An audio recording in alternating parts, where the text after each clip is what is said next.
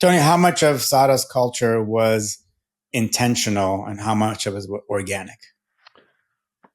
I think there was an element and continued to be, I think, even post-acquisition, I give my mom kind of a lot of credit for this. Like she's always like the heart of SADA. So SADA always had a heart. And I think we tried over the last 10 years, especially, to kind of remove any of the preconceived hokey notions about family business, but kept all the good stuff about family business, right? Long-term thinking, we care about one another, we respect one another.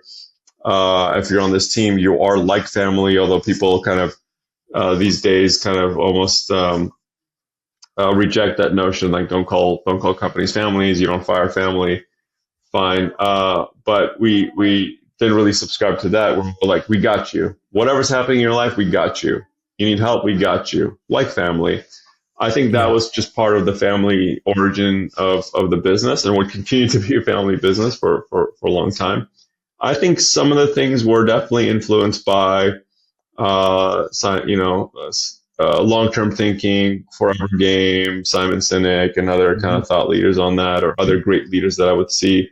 But to me, a lot of these things that would guide my own behavior were just sort of like rational to me. They were not about being nice or winning an award for Mr. Congeniality or the most accessible CEO award or whatever. It was like, no, this is the best and optimal strategy, right? This is the best execution. Politics are bad. Putting yourself too far from customers is bad. Too far from, this sort of like trust but verify construct that's I think my dad likes to reference this because it's like a Soviet era Reagan thing or something. Trust but verify. I agree with that. Yeah, trust but verify. Like actually get down there and like look at the quality of the work once in a while, because it's not even accusatory of someone's, malintent. It's just like, no, people could like not know that something could be done better. So you should look at it once in a while and guide them so that it's better. Like, how do we make it better and how do we not repeat mistakes? It's a very basic intent with this culture that we try to create. Sounds so simple, but I see so many companies overcomplicate this. To a point that there's so many layers and bureaucracy that you can never actually pierce through it to get to like the result that you're talking about. Yeah. Let's kind of fast forward to last couple of years. Obviously, there was a lot of passion and just heart put into building and scaling SADA. What led to saying, I think it's time to walk away?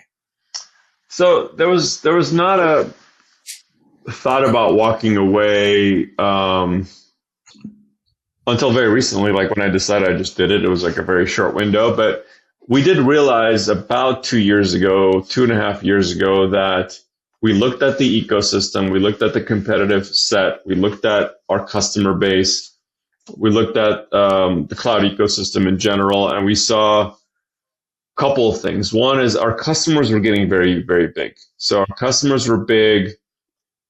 It meant that they were all also being served by every global systems integrator in the world, who they've always bought from. And even though in most cases, especially a couple of years back, I think they all kind of still suck, but they suck at Google. Some of them are getting better at Google, for example, but they would pick the global systems integrator to do a project that they're not qualified to do over us because they had incumbency, they had a relationship, they had contracts, they had 5,000 people sitting in an account. Like, I'm going to probably buy from Accenture. I have this $20 million contract. SADA sounds like they know it better, but you know what? Like, it'll take me a year to get them in the vendor system. So we saw that kind of stuff. Like, shit, it's really like we're going up market, and this is top 500 customers in the world are the bread and butter of every major U.S. and non-U.S. based global systems integrator. The other thing we saw is in our, again, competitive set, there was a lot of M&A in themselves. There's people raising capital, there's companies merging, they were scaling, they were developing offshore capabilities very quickly. So we're like, shoot, like self-funded, it's very hard to do this. We did make one self-funded small acquisition, which ended up being fantastic. That's how our offshore capabilities in India scaled very quickly. And I love this team and love the people. We could do that off balance sheet because it was like 30 people, but we're like, so we're going to need to get serious about our capital structure. So we looked at all options around private equity. We looked at all options around minority, majority. Like, how are we going to do this, right? Because we knew we had to scale. We could not go head to head as a self-funded business with our competitors who were merging with each other, and our massive competitors, which a couple of years ago just were not at the table at all because they didn't take the Google business seriously. It wasn't big